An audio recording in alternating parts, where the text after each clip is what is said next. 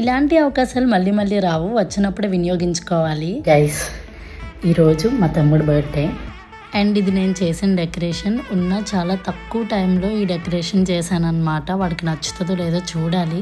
ఇప్పుడైతే వాడిని వెళ్ళి పిలుద్దాం. సార్ వస్తారా?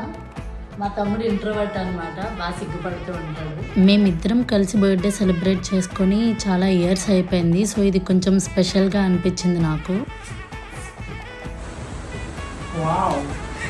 What is sudden surprise? ఏమో నాకైతే వాడి రియాక్షన్ అర్థం కాలేదు. బేసిక్గా వాడికి ఇలాంటివి నచ్చవన్నమాట. బట్ ఆ రోజైతే చాలా హ్యాపీగా ఫీల్ అయ్యాడు.